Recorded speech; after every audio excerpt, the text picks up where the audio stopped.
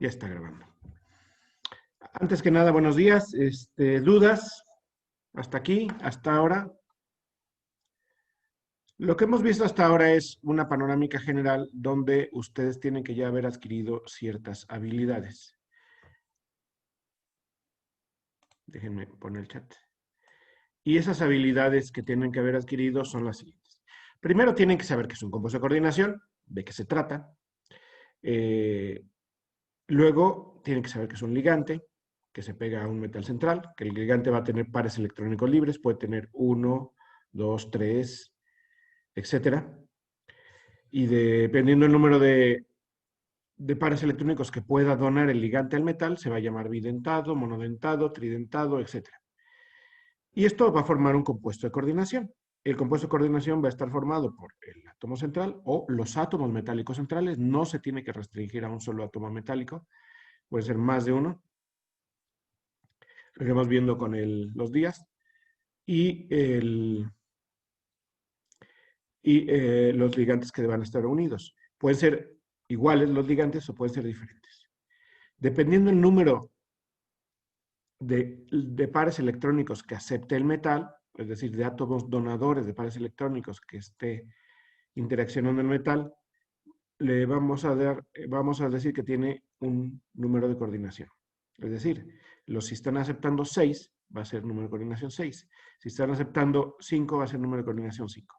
Y es muy diferente el número de ligantes que el número de coordinación. A veces coincide. Por ejemplo, si yo tengo un cobalto con 6 amoníacos, el número de coordinación es 6, porque cada amoníaco es bidentado. En cambio, si le pongo un cobalto con un EDTA, siendo el EDTA hexadentado, el número de coordinación va a ser 6, aunque solo sea un ligante. Y esto me va a dar una posible combinación de que el estado de oxidación del metal, aunado o junto con la carga del ligante, me va a dar la carga de la esfera de coordinación. Y fuera de la esfera de coordinación voy a tener los contraiones. Y la esfera de coordinación, es decir, el compuesto de coordinación sí puede ser aniónico, catiónico o neutro. Si es neutro, obviamente no va a tener contraiones. Si es aniónico, va a tener cationes como contraiones. Y si es aniónico, si es catiónico, va a tener iones como contraiones. La mayoría de los casos, los compuestos son o neutros o aniónicos. Si hay catiónicos, es muy normal, ya vimos el ferro y cianuro de potasio, pero son un poco menos común. No quiere decir que esté mal o que sea raro o algo así. Simplemente no hay tantos. Entonces, viendo el metal central y viendo la composición del compuesto de coordinación, ustedes hasta la fecha deben de ser capaces de determinar el número de coordinación, determinar el estado de oxidación del metal central, determinar la configuración electrónica del metal central y determinar la posible geometría. ¿Sí? Esto lo vamos a ir practicando el día de hoy, lo de la geometría. Bueno, eso es lo que ya deben de saber. De todo esto que deben de saber, ¿dudas hasta ahorita? Ninguna.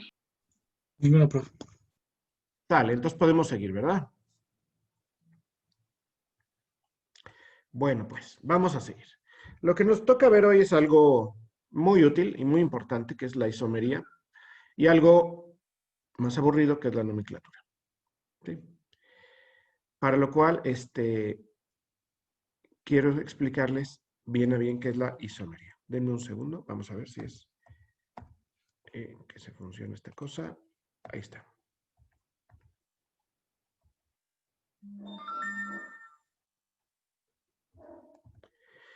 Y esto se regresa un poquito a la parte histórica, ¿se acuerdan? Que una de las cuestiones que hizo que Werner tuviera éxito fue que consideró satisfactoriamente la isomería, que la geometría alrededor del metal central que adoptaban los átomos donadores podía ser octaédrica y no hexagonal. Un hexágono es plano, como el benceno, pero un octaedro es tridimensional. Y siempre encontraba que siempre eran octaédricos. Y eso lo dedujo no porque pudiera ver la estructura. Actualmente es diferente. Actualmente nosotros obtenemos un compuesto de coordinación y hacemos muchos tipos de análisis para saber cuál es la estructura posible del compuesto. Cómo están acomodadas las cosas. Lo más adecuado es obtener un monocristal, luego discutimos qué es un monocristal, y hacer un experimento que se llama difracción de rayos X. Y en el experimento de difracción de rayos X podemos ver la, la estructura del compuesto con todas las de la ley, ¿sí? Vamos a ver unos ejemplos en un ratito. Y esto, y si vemos las posibilidades que ya pensaba Werner, sin haber visto la estructura, sino nada más suponiéndola, hay muchas posibles isomerías. Y ya viendo toda la estructura de los compuestos de coordinación, todas las posibilidades, tenemos un montón de isomerías, que es la que me gustaría ver. Primero vamos a catalogarlas. Primero hay que ver qué es un isómero, ¿sí? Para saber qué es un isómero, vamos a ver este compuesto de coordinación. Este compuesto de coordinación es el opciones de puntero, puntero láser. Tengo el cobalto, que está el metal central, y tiene dos acetileninas. Esta y esta. Entonces tiene dos ligantes acetilenilamina y cada acetilenilamina contribuye con un par de electrones que se une al cobalto. Y luego tengo dos cloruros y es un compuesto que es iónico, ¿sí? Porque todo la esfera de coordinación, que es la que está entre paréntesis cuadrados, tiene carga positiva y está contrastada con la carga negativa de este bromuro, ¿sale? Si nosotros vemos la posible estructura, las estructuras que siempre ponemos, lo que hacemos es que el cobalto, como tiene 6 cosas unidas, las 4 nitrógenos de las aminas, y 2 cloruros, vemos que le estamos poniendo ahí una geometría octaédrica, que es lo que nos decía Werner. Luego yo pongo para las acetilenilamina, normalmente uso la nomenclatura de poner líneas y en cada vértice yo supongo que hay un CH2, para evitarnos escribir un montón de átomos que no están involucrados en el centro de coordinación y que nos pueden estorbar simplemente. Entonces, siempre hago este tipo de nomenclaturas, que es el mismo que se hace en química orgánica, ¿no? Ustedes en química orgánica no escriben siempre todos los hidrógenos, ponen vértices y supones que en ese vértice hay un carbono y los hidrógenos necesarios para completar la valencia, para completar 4 uniones, ¿sí? Si son dobles ligaduras, pues va a tener que completar 4, incluyendo las dobles ligaduras. En el caso de la etileniamina, tenemos que cada vértice hay un CH2 que tiene 2 hidrógenos, y cada CH2 pues, va a tener unido algo más, o un NH2 o 3H2. En el caso de etileniamina es NH2, CH2, CH2, NH2. Eso nos da como consecuencia que pues yo tenga un montón de hidrógenos en el compuesto. Fíjense, tengo 2 del amoníaco, 4, 6, 8. 8 por cada etileniamina.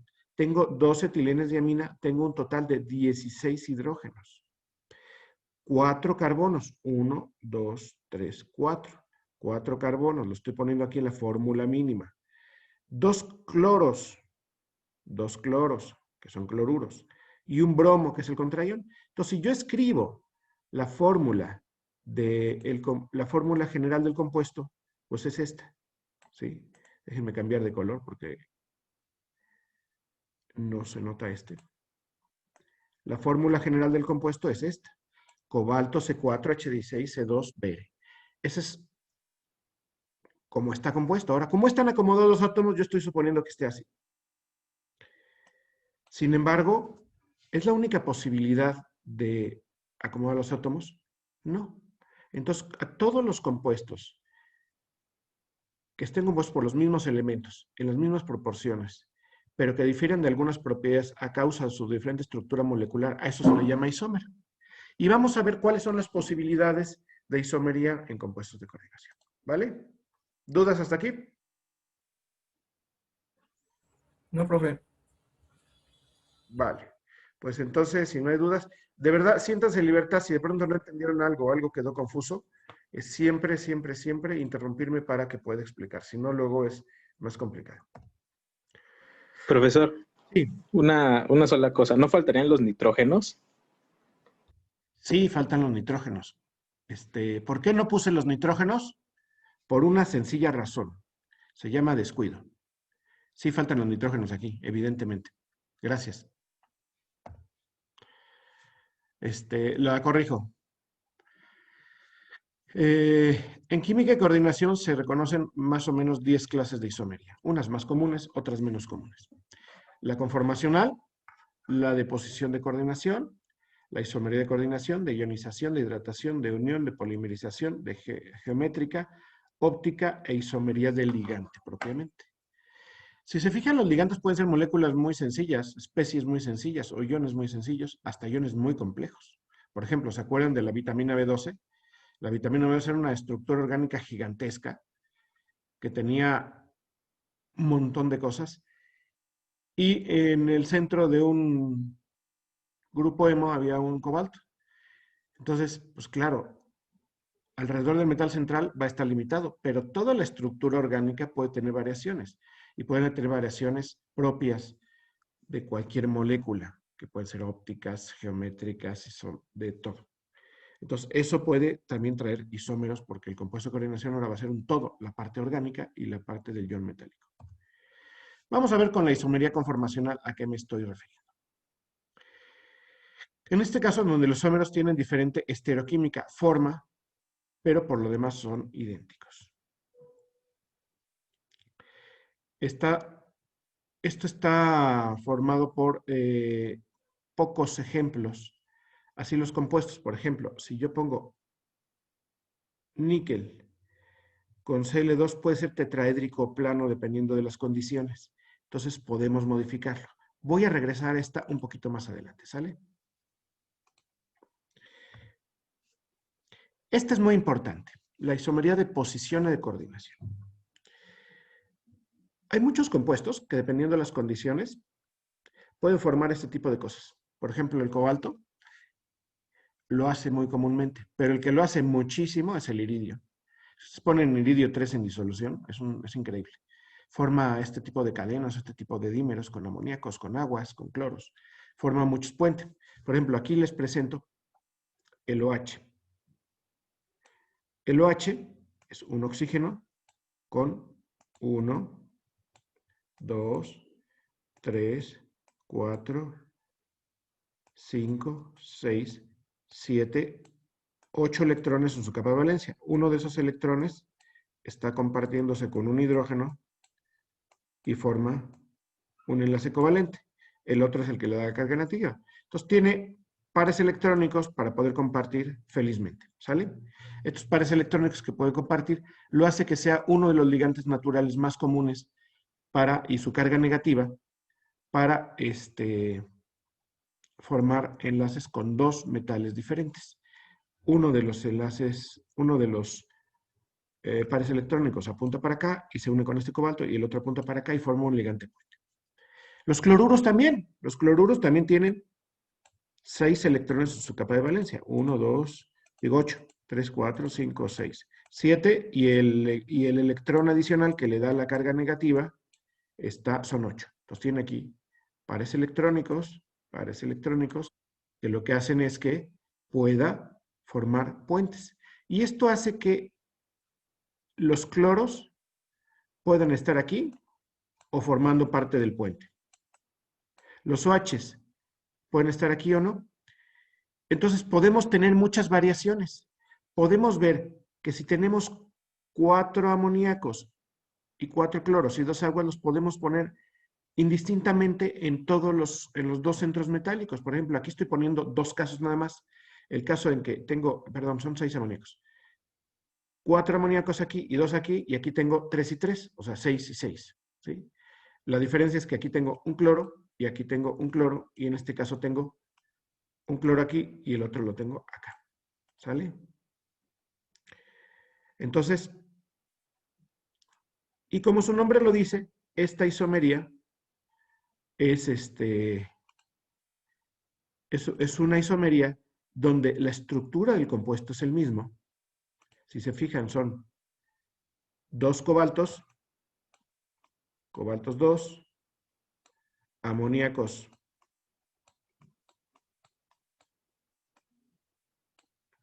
son 6, OHs son 2 y cloruros son 2. La carga siempre es la misma, 2 más. y simplemente estoy viendo en qué es, como son dos centros metálicos, dos de cobalto, la posibilidad es de que unos ligantes en un lado, en otros son muy variadas. Y eso a veces depende de muchos factores. Depende de la cinética de la reacción, depende de la geometría de los ligantes, depende de el impedimento estérico que tengan los ligantes. Normalmente los compuestos de coordinación siempre va a haber, o los compuestos en química en general, van a acomodarse de tal manera que minimicen las repulsiones estéricas. Entonces va a haber un juego de fuerzas que hay repulsiones porque chocan los ligantes o chocan algunos grupos entre sí, y hay veces, si los acomodamos geométricamente, pues que sea una geometría adecuada. Entonces, esa posición de coordinación es bien importante. Cuando yo tengo un solo centro metálico y yo nada más estoy considerando solamente, por ejemplo, uno de los cobaltos con aguas y amoníacos, las posiciones de coordinación están más restringidas. Cuando son bimetálicos, trimetálicos o cosas así, hay una riqueza y una cantidad de posibilidades muy, muy grande.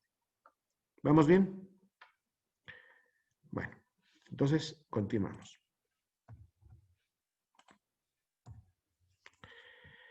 Isomería de coordinación. Solamente se presenta cuando el catión y el anión de una sal son ambos complejos, difiriendo de dos isómeros en la distribución de los ligantes entre el catión y el anión.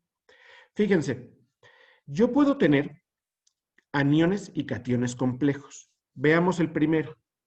El primero es este. ¿Cuál es la carga de este? ¿Y cuál es la carga de este? ¿Sí? Entonces, si yo parto de cobalto 3, la carga de este es 3 más. Si yo parto de cromo 3, el oxalato, tenemos que conocer los ligantes.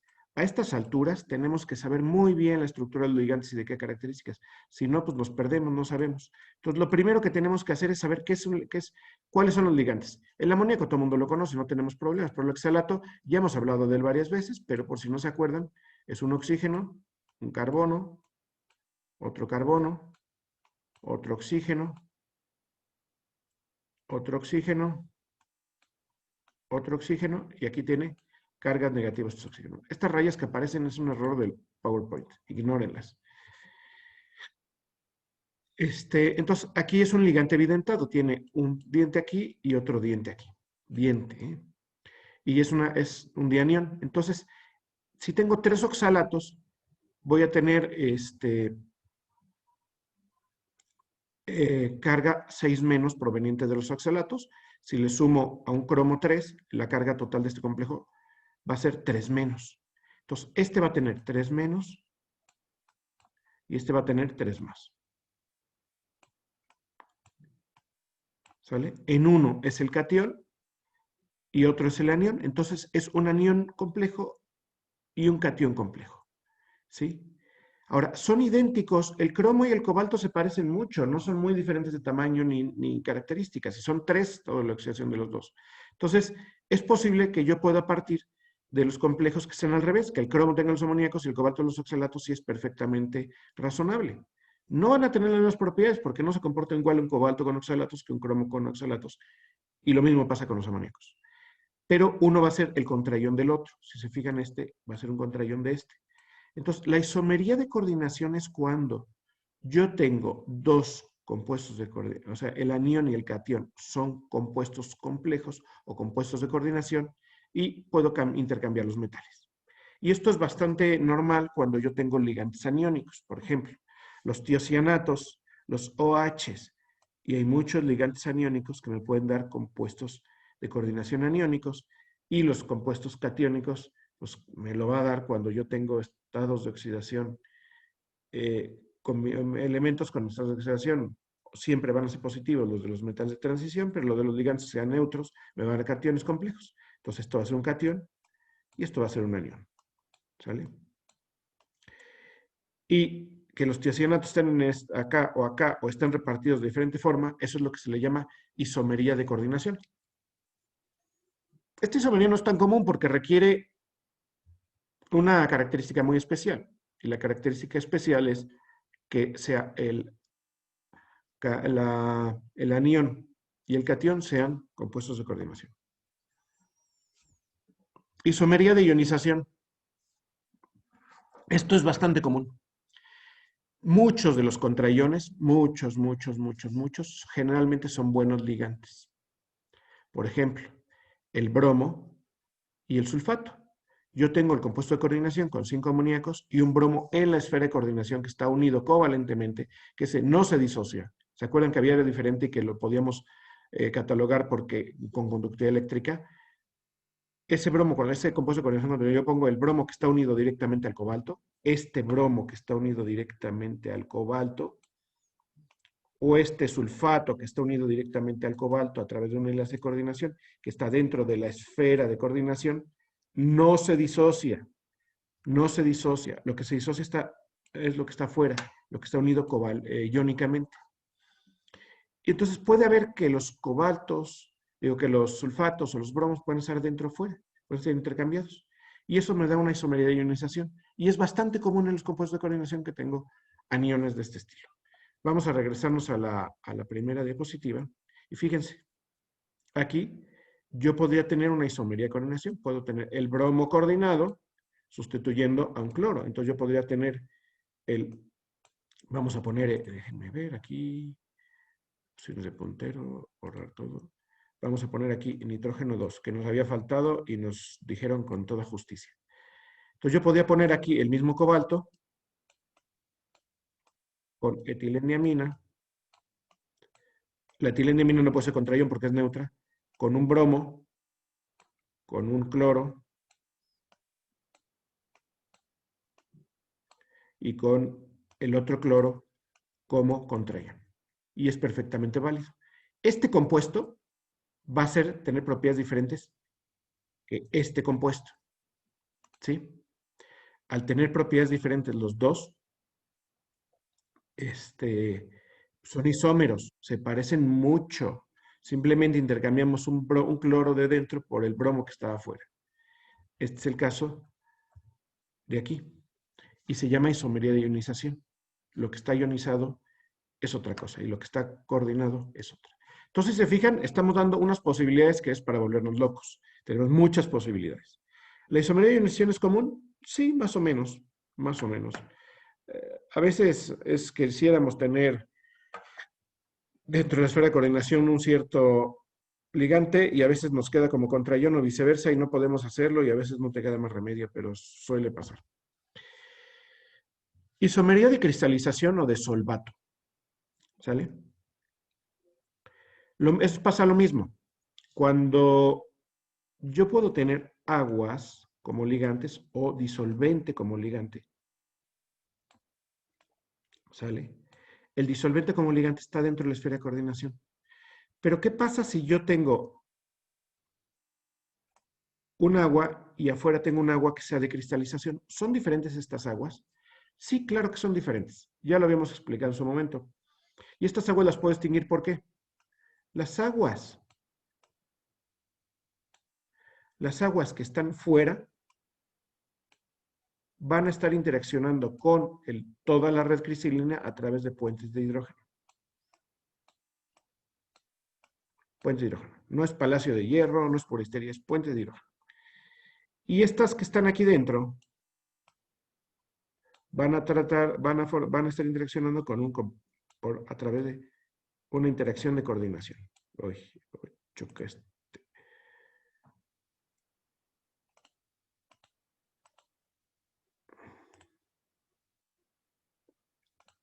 Una interacción de coordinación.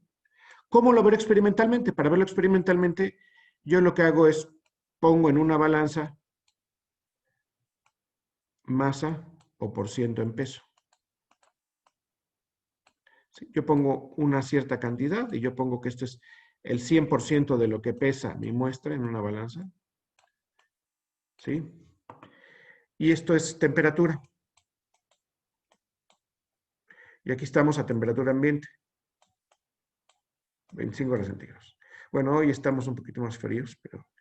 Entonces, cuando empiezo a calentar, no pasa nada, no pasa nada, no pasa nada, no pasa nada.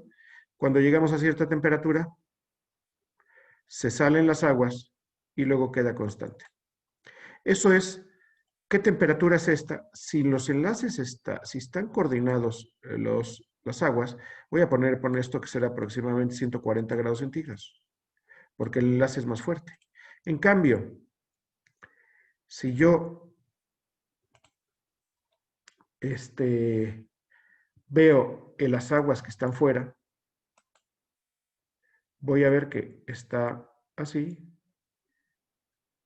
y luego sale. Entonces, estos serán más o menos, a nivel del mar, 100 grados centígrados. Entonces salen diferente.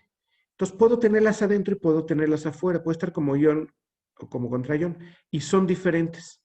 No son iguales. De hecho, si yo viera el compuesto del medio, el compuesto de abajo, vería lo siguiente. Déjenme borrar. Vamos a ver cómo se vería el compuesto de abajo. ¿Sale? Este de aquí. Este de aquí, ahorita puntero. Vamos a ver cómo se vería un termograma de este compuesto de aquí.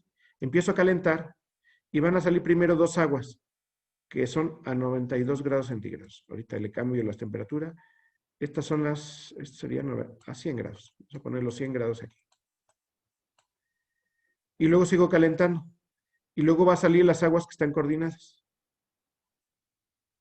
Y estas aguas van a salir un poco más altas. Estas van a salir como 140 grados centígrados. Entonces voy a ver dos saltos, las aguas de cristalización y las aguas de coordinación. Y eso es un tipo de isomería que se llama de solvato. ¿Es común? Sí, sí es común.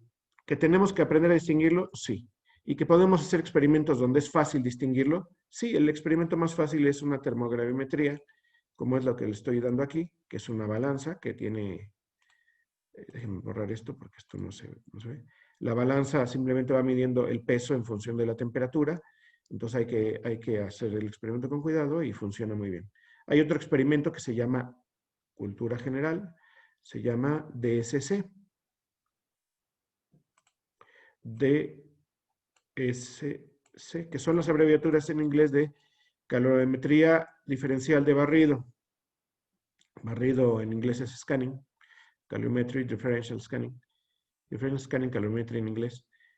Y esto básicamente hace lo mismo, nada más que en lugar de graficar aquí masa, vemos el calor absorbido o el calor generado, si la reacción es exotérmica o endotérmica. Si yo requiero arrancar aguas, necesito darle energía, entonces son reacciones endotérmicas. Entonces yo lo veo como picos endotérmicos. El área bajo la curva va a ser proporcional a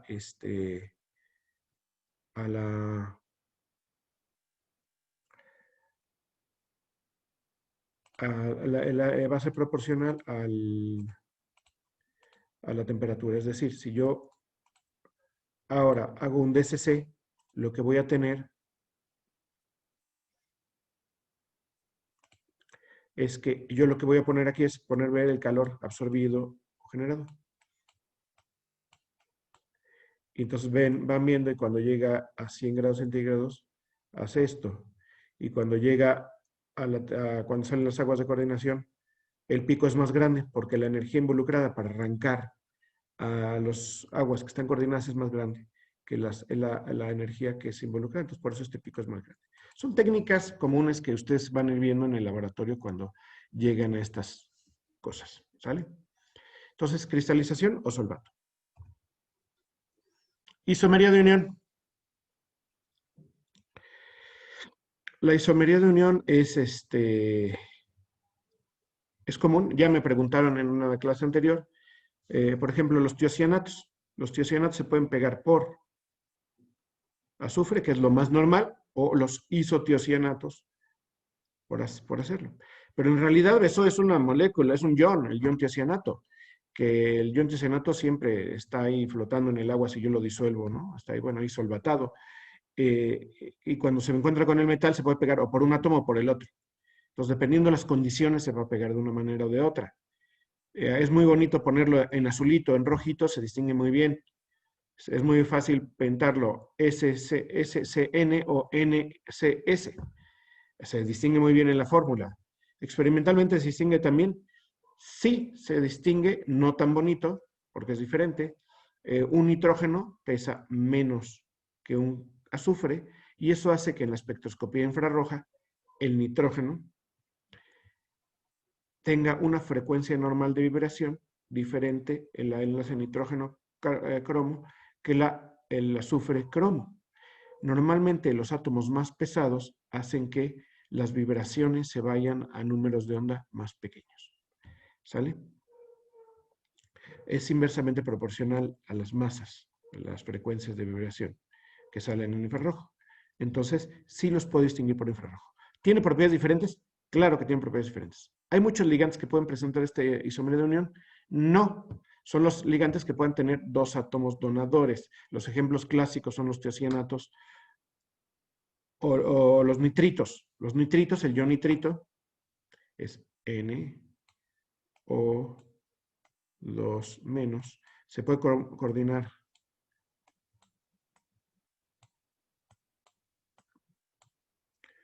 o por nitrógeno, o por aquí, o por aquí. Y de hecho se puede coordinar o bidentado o monodentado. Eso ya lo veremos después, pero se puede coordinar por dos átomos diferentes. Y eso le da propiedades diferentes. Recuerden que la densidad electrónica que está aportando el ligante al metal, en ambos casos es diferente. Entonces van a tener color diferente. Van a tener propiedades electrónicas diferentes, propiedades magnéticas a lo mejor también diferentes. ¿Sí?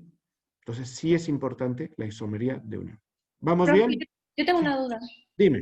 Si queremos, por ejemplo, que el grupo nitro se una por el nitrógeno, ¿qué debemos de hacer? O sea, yo supongo que vamos a obtener una mezcla de ambas, ¿no? Sí, se puede obtener mezclas de ambas. ¿Qué se debe de hacer? No es fácil. Hay toda una serie de técnicas. Normalmente tiene que ver con las energías de activación y con temperaturas. Hay varias formas de discriminar isómeros. Normalmente para las isomerías de unión son discriminación termodinámica. ¿Qué quiere decir? Que unos se pegan a cierta temperatura mejor que otros. Entonces, si por ejemplo el tiocianato se pega muy fácil a bajas temperaturas y tú quieres promover que sea el isotiocianato, lo que haces es que sintetices el compuesto a más alta temperatura. Y vas a tener mayoritariamente el isotiocianato. Esa es discriminación termodinámica. Normalmente se hace así, por esas cuestiones. Otra es discriminación cinética. Entonces, ponen las condiciones de reacción para que la cinética por la cual se pega, la velocidad con la que se pega el nitrógeno o los oxígenos es diferente. Entonces, tú seleccionas cuál es la de los oxígenos y cuál es la de los, la de los nitrógenos en este caso, y podrías separarlo. No es trivial. Hay que hacer muchos experimentos para determinar. No hay una receta mágica para decir, yo que quiero isotiocianatos voy a hacer esto y yo que quiero NOs voy a hacer la otra. No es fácil. Se han encontrado y normalmente tienen que ver con estos dos factores. Cuando los ligantes son más grandes también tienen que ver con impedimento estérico. Entonces ahí podríamos verlo. Lo vamos a ver un poquito más adelante lo de impedimento estérico. Y sí, podemos tener muchas mezclas. Eso lo podemos tener. Y entonces se vuelve un arte el tener un isómero 100% puro de uno. Por ejemplo, el tiocianato en la gran mayoría de sus cosas, si usted lo mezcla en temperatura ambiente, se pega súper bien por azufre, no por nitrógeno. ¿Sí? Entonces, no es trivial, ¿eh? Pero es lo que se ha encontrado experimentalmente. Y cuando uno prepara un compuesto, uno tiene que tener en mente qué tipo de isómero puedo tener, qué tipo de compuesto puedo tener. ¿Sí? Sí, gracias. ¿Otra duda? Y las mezclas son horribles, ¿eh? O sea, yo te puedo decir que tener mezclas en compuestos de coordinación o en cualquier síntesis química puede ser una pesadilla. Entonces, separar las mezclas es muy, muy complicado. Bueno, vamos a ver. Isomería de polimerización.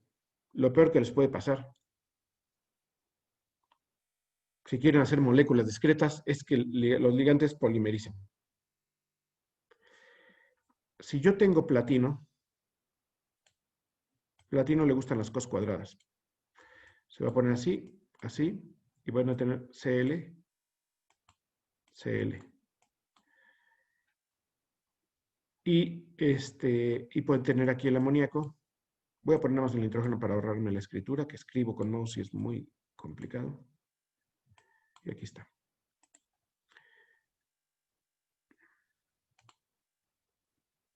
Déjenme quitar esto, que esas rayas que aparecen me ponen de mal humor. Cl. Otra vez apareció la raya maldita. Este sería este. Pero ¿qué pasa si yo tengo aquí la posibilidad de que venga otro platino? Ay, ¿qué estoy haciendo? Hoy no me está queriendo mucho el PowerPoint.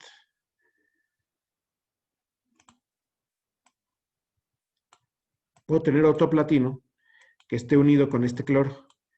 Y puedo tener amoníacos arriba y abajo, puedo tener los amoníacos. Es decir, esta cosa puede estar polimerizada, puede formar cadenas, ya que el fluoruro puede poner esto, y puedo tener los amoníacos acá. Y si tengo otro platino aquí, puedo tener los cloruros acá.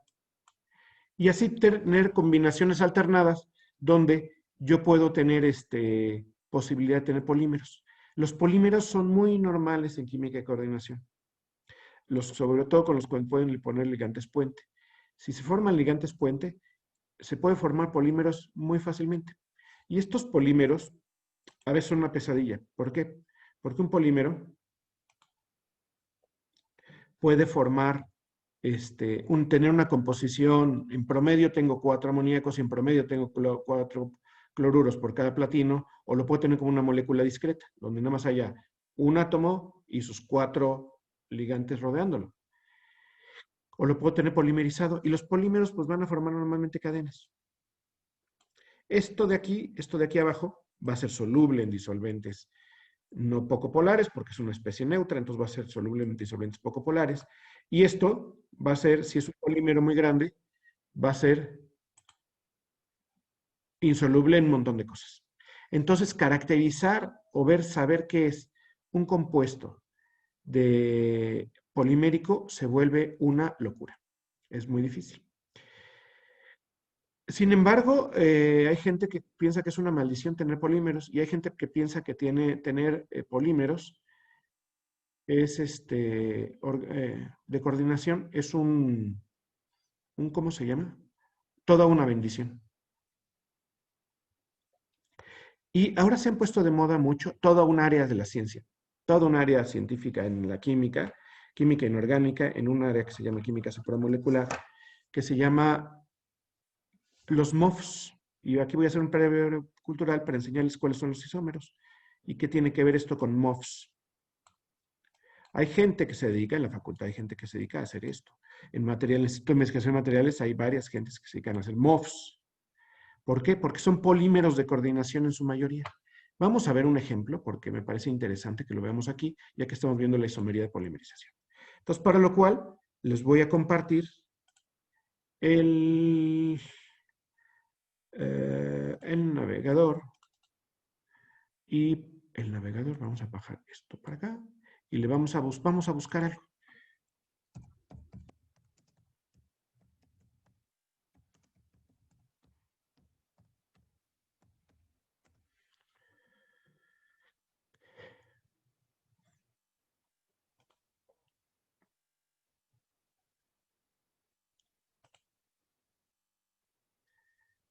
Fíjense, los MOFs quiere decir Metal Organic Frameworks, es como se le conoce en el mundo entero. Y es una estructura polimérica con metales. Entonces usa ligantes. Por ejemplo, uno de los ligantes más comunes que se utiliza, ¿sí están viendo la diapositiva de los Metal Organic Frameworks? Bueno, unas diapositivas en la red. Sí, profe. Órale. Entonces, si yo veo eso, vamos a ver si lo vemos aquí un poquito más grande. Fíjense, ponen un metal y el metal le ponen un ligante, y este ligante es un carboxilato que tiene a su otro lado un carboxilato. ¿Se acuerdan que los bencenos no eran flexibles? Entonces eso hace que se pegue aquí ven la flechita, a un zinc y a otro zinc. Pero este zinc se va a pegar a su vez a otro y a otro, dando estructuras de este estilo, dando estructuras muy interesantes, donde los centros son centros metálicos que tienen coordinados ligantes de ese estilo, entonces van a dar estructuras así o así. Esto da como consecuencia que pueden tener estructuras de este estilo. Y estas estructuras dan cada centro de aquí, es un centro metálico que está coordinado con un ligante que se llaman ligantes puente que están enlazados y dan estructuras tridimensionales donde hay huecos muy grandes. Esto se ha utilizado mucho, por ejemplo, lo utiliza mucho Argel Ibarra, un cuate de materiales, estoy en varias test de él, los utiliza mucho para absorción de CO2. Uno de los grandes problemas de la contaminación es el exceso de CO2 que tenemos en la atmósfera, y porque nos insistimos en quemar y quemar y quemar combustibles fósiles, y lo que hacemos es, entonces lo que están haciendo gente como esta es diseñar este tipo de materiales, y entonces el CO2 se queda atrapado en estos huecos.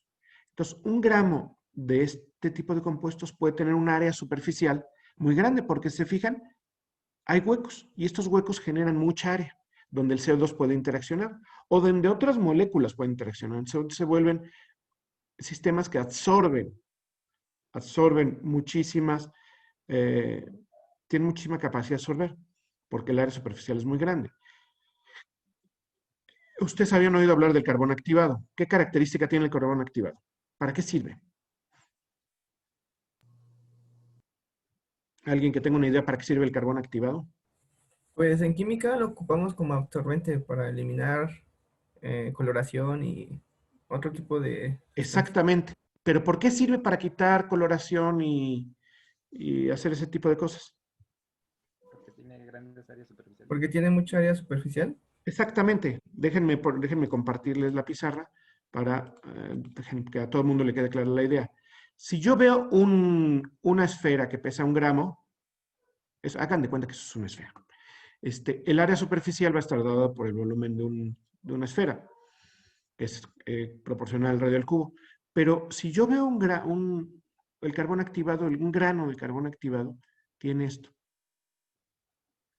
Tiene muchos poros y mucha rugosidad. Esto hace que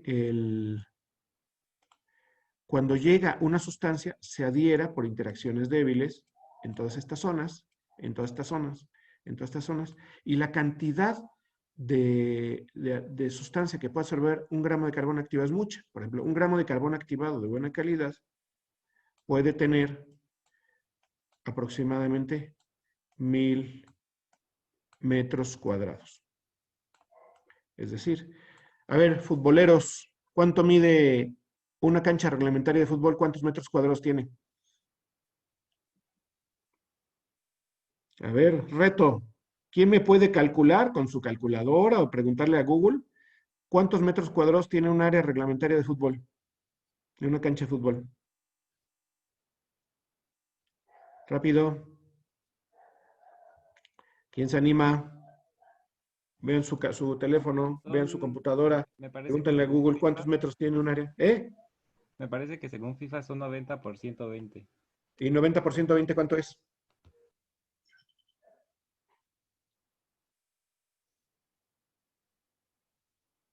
¿90% 20 cuánto es?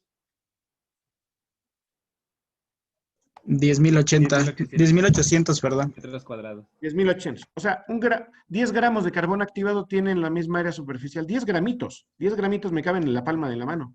Tienen tanta área superficial como una cancha de fútbol, ¿saben? Eso quiere decir que tiene una área superficial gigantesca.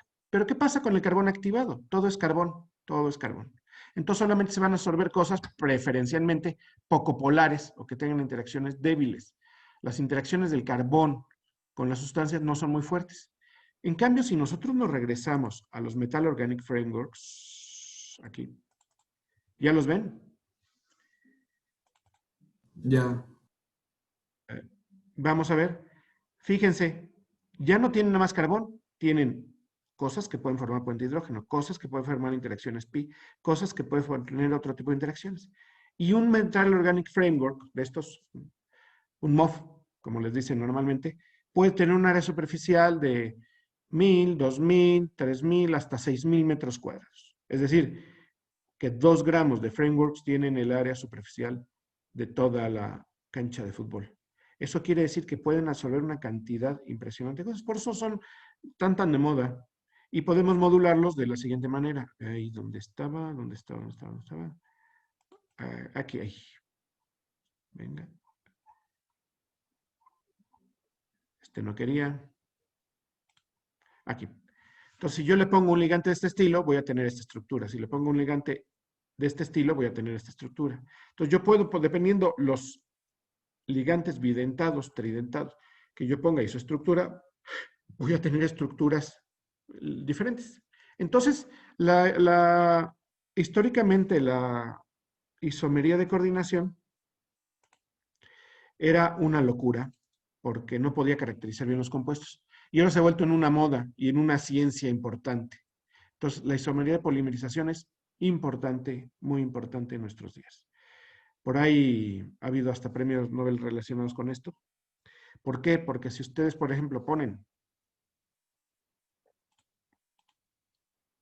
déjenme borrar esto. Si ustedes ponen un benceno y otro benceno, es un difenilo, pero si nosotros le cambiamos un sustituyente y le ponemos aquí nitrógeno y nitrógeno, ¿qué va a pasar? Cuando hay un metal, se va a coordinar aquí y aquí. Y eso es la 2,2-bipiridina. La 2,2-bipiridina da compuestos de coordinación no poliméricos, muy bonitos, moléculas muy discretas, muy fáciles. Pero cuando nosotros ponemos los nitrógenos en lugar de la posición 2,2 en la 4,4, ¿sí? El metal se pega aquí. Y este nitrógeno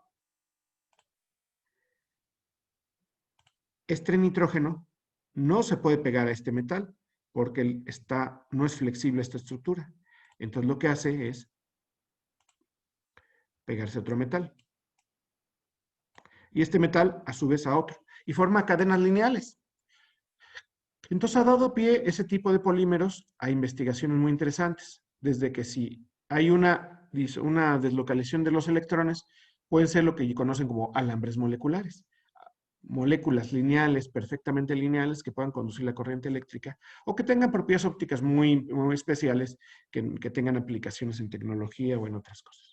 ¿Vale? Entonces, los polímeros de coordinación antes los despreciábamos hace muchos años porque no les habíamos encontrado más que pesadillas. Ahora la gente busca mucho hacer polímeros de coordinación. Isomería geométrica. Quizás esta es la isomería más común y corriente, la que más vamos a considerar en química de coordinación. ¿Por qué? Porque yo puedo tener un ion metálico que está unido a un átomo donador, a otro átomo donador, a otro átomo donador, otro átomo donador. Y es un tetradentado. Si es cuadrado, o puede ser tetraédrico. ¿Sí? Entonces, tetraédrica, la cuadrada, la bipirámide trigonal, la octaédrica, la isomería geométrica. ¿Qué vamos a tener? Pues va a depender de eso. ¿Sí? Entonces, cada una de ellas se va a analizar un poquito más a detalle. Vamos a ver. ¿Sí? ¿Cómo está la geometría alrededor del metal central? Es bien importante. Vamos a analizar la geometría tetraédrica primero. La geometría tetraédrica ya vimos que puede haber dos, y lo vimos cuando estuvimos viendo las moléculas en 3 dimensiones, que es el cuadrado, eso es un cuadrado, metal, ligante, ligante, ligante, ligante, y podemos tener el tetraedro, que es el que acabo de pintar. Entonces podemos tener ML3X, ML2X, entonces, es decir, uno diferente o dos diferentes, o todos diferentes. Por ejemplo, las que van a presentar isomería geométrica cuando tenemos tetraedros, vamos a borrar cuando tenemos tetraedros, entonces ya no consideramos el cuadrado, podemos tener esta y esta, o la que tiene diferentes. Estas, ¿cómo van a ser? Ahorita lo vemos estructuralmente. Y esta no va a tener una isomería geométrica, pero sí va a tener isomería óptica. Vamos a ver por qué. Isomería, ahorita nos vamos a ver cada caso con las moléculas en 3D, ¿vale? En el caso de la isomería geométrica cuadrada, los complejos cuya composición es ML4 o L3 no presentan isómeros, sin embargo, el de 2 sí. Es decir, si yo pongo nada más una L, o sea, todos son X menos en una, pues no va a haber isómeros. Lo que va a haber isómeros es cuando tengo la configuración ML2, X2, es decir, cuando dos son diferentes y dos son iguales y tengo un cuadrado. ¿Por qué? Porque los puedo poner en cis o en trans. Si yo los pongo así, este ángulo va a ser de 90 grados. Y si no, va a ser de 180 grados. ¿Sale? Y eso solamente se da en cuadrados. ¿De acuerdo? Vamos a switcharnos a aquí. Vamos a hacer... este es un octaedro, vamos a modificarlo para que se vea bien. ¿Lo ven? ¿Ven la estructura? Sí. Pues vamos a borrar este para ya convertimos un octaedro en un cuadrado. Simplemente le quitamos los ligantes.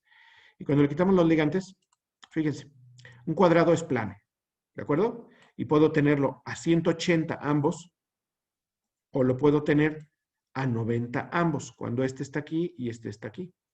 Entonces, esto nos da las isomerías cis o trans. Eso es lo mismo que pasa con las dobles ligaduras, ¿no? Y ¿se acuerdan los ácidos grasos trans y los ácidos grasos cis? Y que unos son malos y otros son peores. Y es porque las dobles ligaduras no pueden girar, pero entonces los sustituyentes pueden ir en línea recta a 180 o a 90 grados. Bueno, los cis trans, en los carbonos no son 90 y 180, son 120 los grados. En los cuadrados sí son 90 grados. Regresemos. Entonces, cis trans, este es muy fácil, ¿no? Están a 180, trans. Están a 90, cis. Y es muy importante, porque cambia todas las propiedades, ¿no? Y la geometría y todo. Por ejemplo, les voy a platicar del caso más reconocido en química de coordinación de cis trans. El cisplatino. ¿Alguien sabe qué es el cisplatino? Es este de aquí. ¿Pero para qué se usa esta cosa? ¿Y por qué es tan reconocido a nivel mundial? Se Se recuerda bien utiliza eso. para el tratamiento del cáncer. Tratamiento de cáncer, sí. ¿Alguien más? Sí, iba a decir lo mismo, que era para el tratamiento del cáncer. ¿Y por qué se usa para el tratamiento de cáncer? ¿Alguien tiene una idea? Miren, el DNA es una cadena, es una doble cadena. Hagan de cuenta que es un DNA. Son las dos ramas del DNA. Todo el mundo ubica el DNA, ¿verdad? Pues el DNA tiene aquí bases nitrogenadas. ¿Y las bases nitrogenadas qué sucede?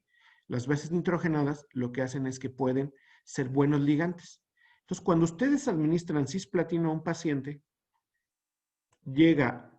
los cloros son buenos grupos salientes, se salen y se pegan así. Platino. Y luego el nitrógeno acá del amoníaco, el nitrógeno acá del amoníaco, NH3. NH3. Y se pega a las cadenas del DNA muy fuertemente. Los cloros se van al medio, porque los cloros se pueden salir muy fácilmente. Y se fijan, lo que está uniendo son las dos ramales del DNA. Este ramal de aquí.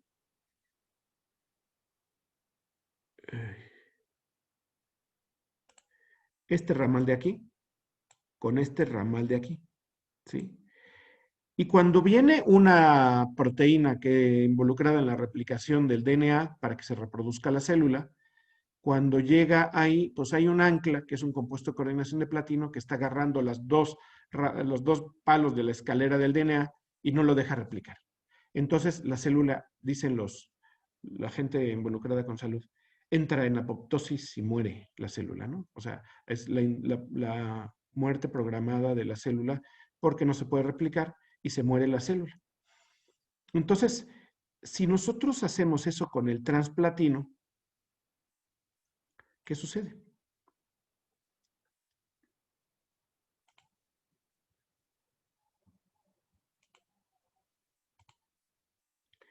el transplatino va a tener aquí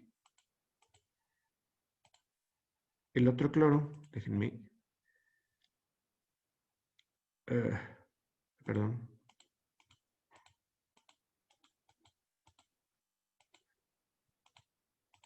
Déjenme poner el puntero, que esto es un poco lento, pero...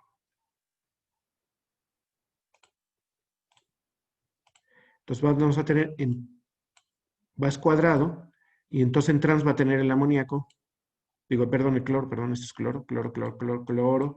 Este cloro sale y se pega a la base, y aquí tengo el amoníaco, y aquí tengo el amoníaco.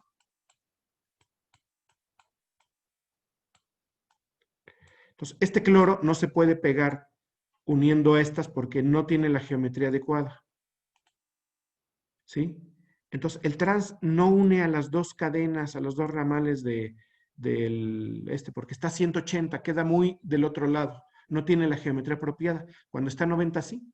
Entonces, el trans no sirve como cancerígeno, no mata a la célula. Lo que nosotros queremos matar son células cancerígenas, por eso mantenemos medicamentos.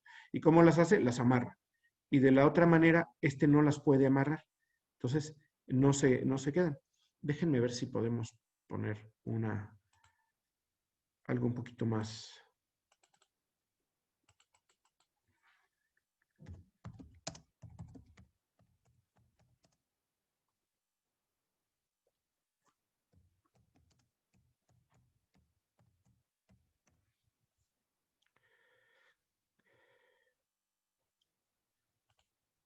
¿Lo ven? Aquí está mejor hecho el dibujo, ¿sale?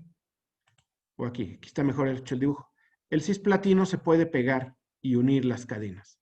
El trans no lo puede hacer porque no tiene la geometría adecuada. Entonces, el cis o el trans en esta isomería es vital para que uno tenga actividad biológica y el otro no tenga actividad biológica. ¿Sale? Entonces, siempre el cisplatino. Hay cosas desafortunadas, ¿no? Por ejemplo, las cosas desafortunadas es que el isómero termodinámicamente más estable es el trans. Entonces, cuando hacen una disolución del cis, con el tiempo se va transformando en el trans. Entonces, ¿qué es lo que tiene que hacer el paciente? Llegar al hospital, tienen que preparar al paciente, y cuando el médico va a inyectar, tiene el polvo del cisplatino y lo disuelve y se lo inyecta al paciente lo antes posible. Porque en el cuerpo del paciente el cis se va a ir transformando en el trans y el trans no es activo. Y sí funciona muy bien. Lo descubrió un tal Rosenberg y lo descubrió curiosamente. Él estaba haciendo experimentos, era médico y estaba haciendo experimentos de cómo la electricidad afectaba a las células. Entonces ponía en un vasito cultivos celulares, los veía en un microscopio, y luego ponía unos electrodos de platino con sales, ¿no? Sales de cloro, sales de amonio, cloruro de amonio como buffer. Entonces tenía ahí todos los ligantes en el medio de cultivo. Y aplicaba electricidad y veía qué le pasaba a las células. Y de pronto con el tiempo vio que parece que con la electricidad también los electrodos estaban corroyendo y se formaba un compuesto amarillo. Y de repente vio que muchas células ya no se reproducían. Seguían ahí, pero ya no se reproducían. Y después morían. Y empezaron a investigar, y lo que investigaron es que lo que estaba causando que las células se dejaran de reproducir y se murieran era el cisplatino. Y eso dio inicio a la quimioterapia. Fue uno de los inicios de la quimioterapia para el cáncer con un compuesto de coordinación cis. Todavía se sigue usando mucho el cisplatino en quimioterapia y hay muchas otras cosas. Y hay cosas como el carboplatino, muchos compuestos derivados de platino, muchos compuestos derivados de rutenio, de cobre, de muchos elementos que también funcionan igual. Y en la quimioterapia hay muchos otros que no tienen nada que ver con metales, pero ha sido importante la configuración cis. Con esto les digo que en cuadrados, la cis y trans es muy importante. Isomería geométrica. En este caso, los compuestos cuya isomería es piramidal cuadrada, esencialmente hay que distinguir los que están en la base de la pirámide, para número de coordinación 5, en la pirámide de base cuadrada del axial. Si se fijan, estos están en una zona y este está en otra. Cuando yo lo cambio, va a ser diferente. ¿Sí? Entonces, este tiene a 90 toda la celi. A 90, a 90.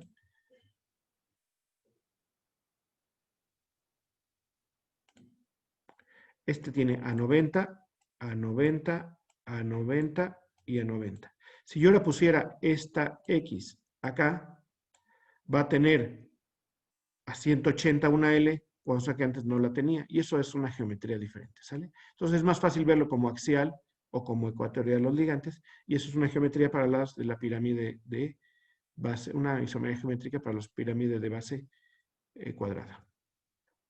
Para la bipirámide trigonal, pues es más o menos lo mismo. Yo puedo poner los ligantes esta es la bipirámide trigonal, yo puedo poner los ligantes en la zona ecuatorial y en la zona axial.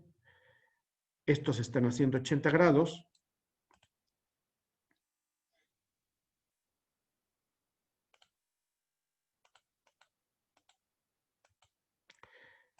Los X están a 180 grados y las L están a 120. La X con respecto a la L está a 90 grados, la X con respecto a la L está a 90 grados y la L con respecto a la L está a 120 grados. Si yo sustituyera las X aquí, estarían a 120 grados. ¿Sí? Y ahora no están a 120 grados. Entonces, es geométricamente diferente.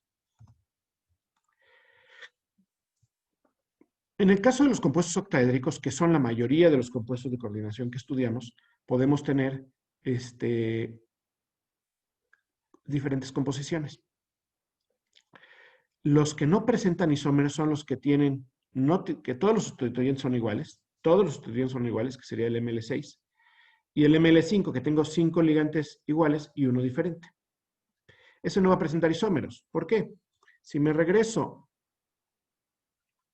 a la geometría, vamos a regresar aquí, y aquí vamos a utilizar nuevamente. Entonces vamos a abrir nuevamente este. Si yo tengo todos iguales, fíjense, pues como doy lo mismo, está igualito. ¿Lo ven? Y si ahora yo le digo open, déjenme ver cuál es, que ya lo tenía preparado.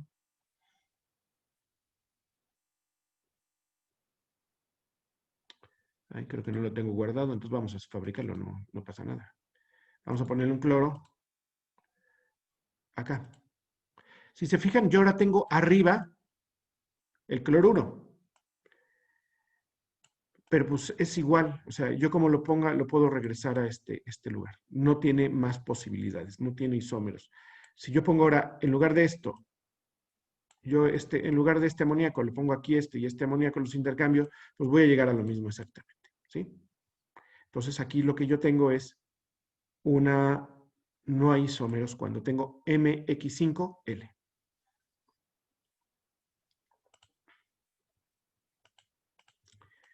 En cambio, cuando yo tengo 4 y 2, sí tengo posibilidades de isómeros. ¿Cuáles son esas posibilidades de isómeros? Pues las más evidentes. Los cis y los trans, ¿sí? Fíjense. Que estén cis o que estén trans, ¿sí? Que tenga los dos que son iguales, los L2 o X2, como lo estoy llamando, que los tenga a 180 grados o que los tenga a 90. Entonces, cuando yo tengo una configuración de un octaedro y tengo 4 iguales y 2 diferentes, puedo tener isómeros cis e isómeros trans. ¿Cómo lo vería eso yo en 3 dimensiones?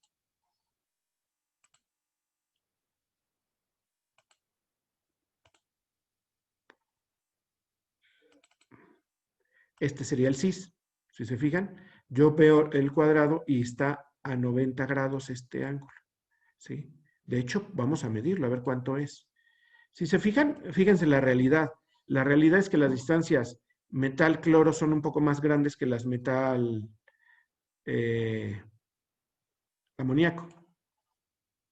Si yo mido la distancia, voy a medir aquí y aquí. Y aquí abajo me dice que es 95. Como son un poquito más grandes, está a 5 grados desviado, pero estos son 90 grados. ¿Sale? Si yo ahora mido cuánto sería el ángulo entre estos tres, por ejemplo, pues sería muy cerca a 180 grados. Ay.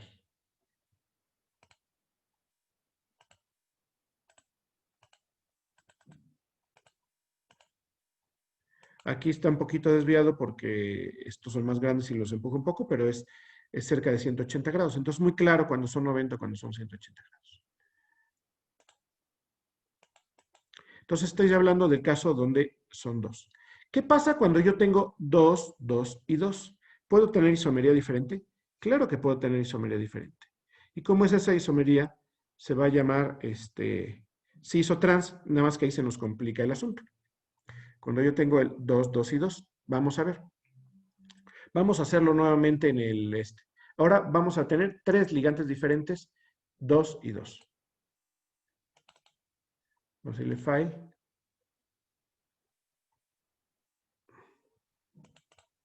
Entonces vamos a ver. Aquí tengo todos iguales. Ahora si yo pongo 2, fíjense, ¿no? Vamos a poner la tabla periódica. Vamos a convertirlos en cloruros 2.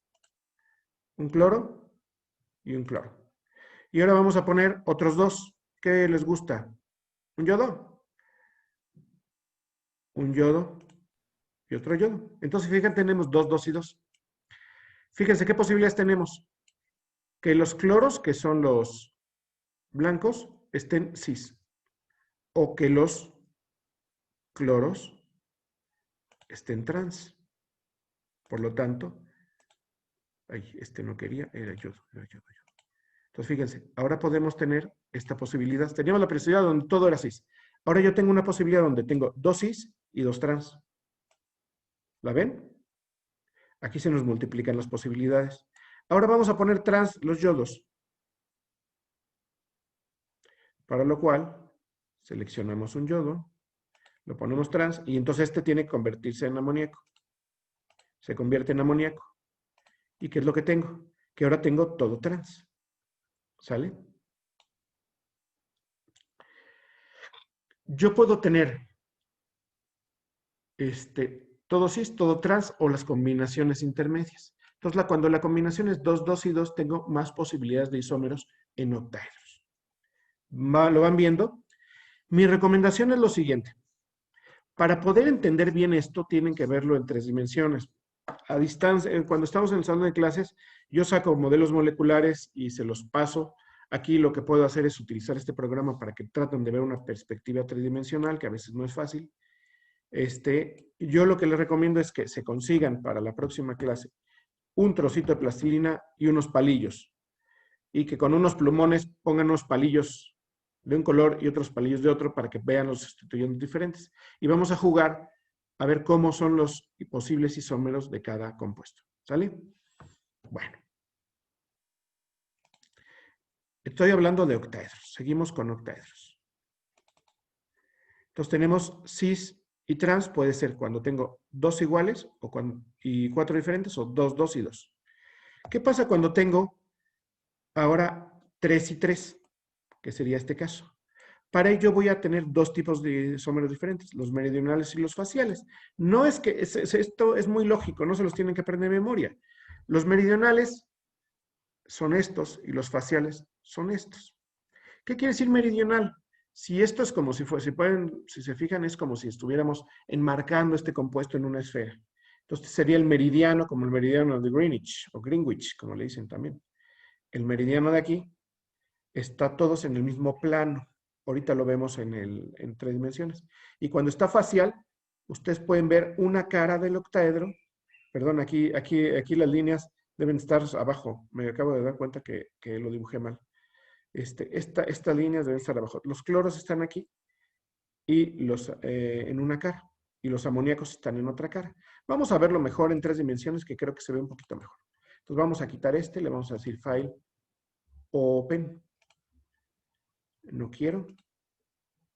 Y le vamos a decir el meridional. ¿El meridional qué quiere decir? Que todo está en el meridiano. Lo que estaba en el dibujo era esto. Si esto es un meridiano, está aquí. Y el otro meridiano está aquí, todos los ligantes iguales. Entonces, se fijan, están en un mismo plano los ligantes que son iguales. Fíjense, están en este plano o en este plano. ¿Lo ven? Si yo lo pongo arriba, están en este plano y están en este plano, en el plano ecuatorial, aquí estos. Pero yo lo puedo girar y están en el mismo plano. Pero se fijan, no cambia de plano. Este sería el meridional y se llama MER. Entonces tiene lógica, no es que tengamos que aprendernos tantas cosas, sino simplemente la lógica nos va indicando cuál es el isómero. Si tengo 3 y 3, uno los puedo acomodar en meridiano y otro los puedo acomodar en la cara del octaedro. ¿Cómo sería la cara del octaedro? Entonces nos vamos a Open y le vamos a decir FAC, que es el facial. Y ahora fíjense, es el mismo. Creo que lo escribí. Bueno, vamos a cambiarlo, ahorita lo cambiamos. Entonces le decimos aquí nitrógeno, el cloro. Perdón, pero creo que a veces cuando uno dice salvar, salva sin querer donde uno no debe. Ya lo arreglamos, ya lo convertimos en el isómero FAC. ¿Y FAC por qué quiere decir? Porque si ustedes ven que esto es un octaedro, se llama octaedro porque de aquí a aquí, de aquí a aquí y de aquí a aquí yo puedo trazar una cara de un octaedro, ¿sí? Son cuatro caras, 1, 2, 3, 4 caras iguales, ¿sí? Y de las caras del octaedro, una cara están colocados, en esa cara están colocados todos los que son iguales, y en la otra cara están colocados todos los que son iguales, los amoníacos. Entonces, por eso se llama FAC. FAC quiere decir facial, y facial quiere decir cara, ¿no? Entonces, los ligantes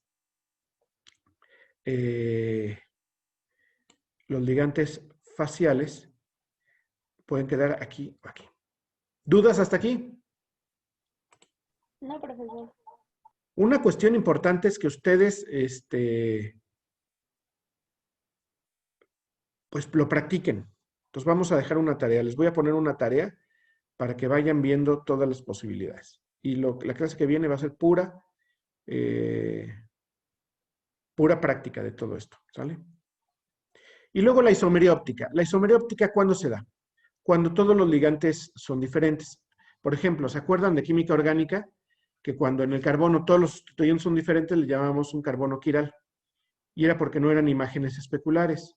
Si ustedes me están viendo con la cámara, a ver, ¿me ven a mí?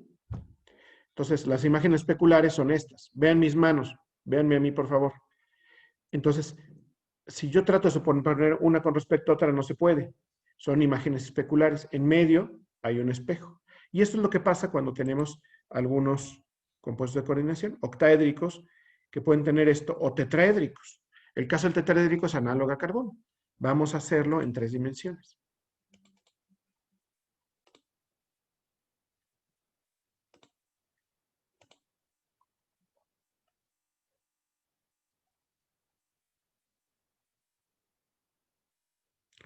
Ahí no lo tengo, entonces vamos a hacerlo nuevamente.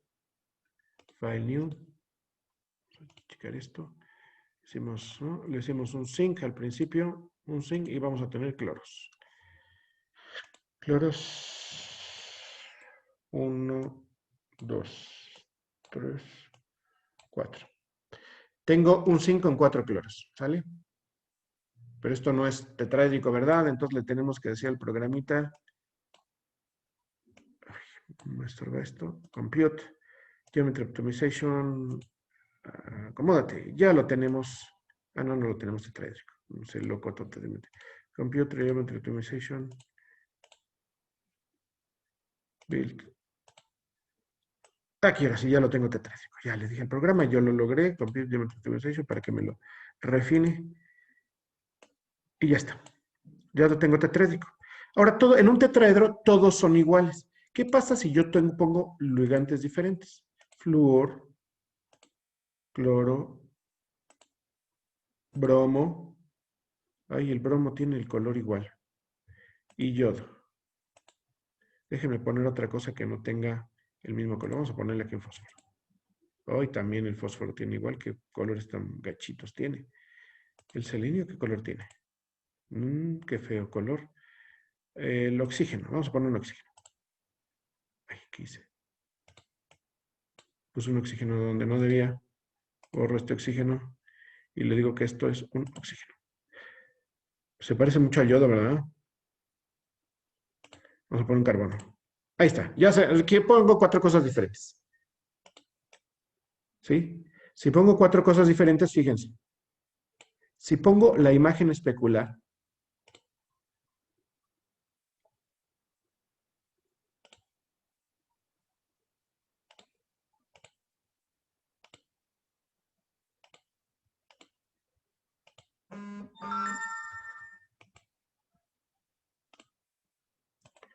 Si pongo la imagen especular, ahorita la vamos a ver.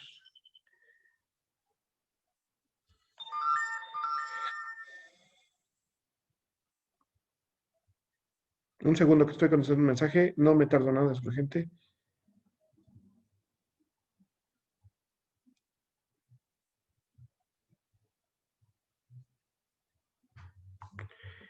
Vamos a seleccionar este y vamos a decirle, es que hacer esto en 3 dimensiones se complica, pero bueno, vamos a intentar. Vamos a intentarlo. Ahí está, creo que ya lo logré. Es que moverlos así es bastante latoso. Ahí está, y lo deseleccionamos y a ver qué nos da. Fíjense. Son idénticos. Entonces no son las imágenes especulares. Para que sean las imágenes especulares, este tendría que estar acá y este tendría que estar acá. Estos no son isómeros ópticos. Los que serían isómeros ópticos serían cuando este está aquí y este está aquí. Vamos a cambiarlos. Era yodo y demás. Entonces, cuando yo traigo uno de estos acá, fíjense, vamos a seleccionar. Estos que no son isómeros ópticos, que son idénticos, vamos a transportarlos. Ahí lo pongo y lo transporto y lo superpongo, ¿sale? Y ahora lo roto. Es complicado hacer esto.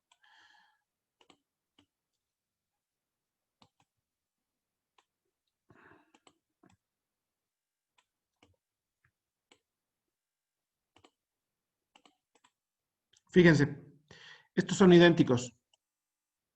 Son idénticos. Si los pongo juntitos, vean, son idénticos en 3 dimensiones. Ahora vamos a hacer uno que sea imagen especular. Para hacer la imagen especular, lo que tenemos que hacer es agarrar esto y decirle, yodo, vente para acá. Y carbono, vente para acá. Y ahora, si nosotros rotamos esto, fíjense, ya no los podemos superponer. Ya no están superpuestos. Estos son imágenes especulares. ¿Por qué son imágenes especulares? Para poder ver que sean imágenes especulares, los tenemos que ver como si estuvieran viendo en el espejo. Entonces lo movemos un poco para acá y lo rotamos uno de ellos, así, así, así.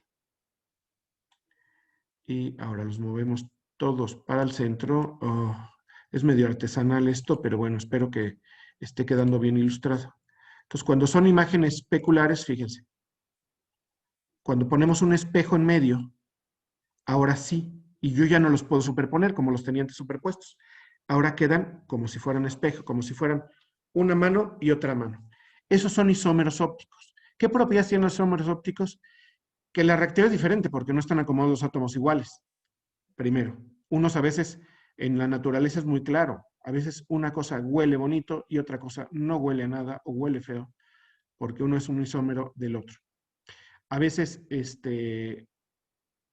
por ejemplo, los aminoácidos son isómeros, normalmente son isómeros, pueden ser isómeros ópticos. Los L-aminoácidos son los que están en la naturaleza, los D no, y se llaman L y D porque unos hacen que se desvíe la luz hacia la izquierda y otros a la derecha, los levo y los dextro.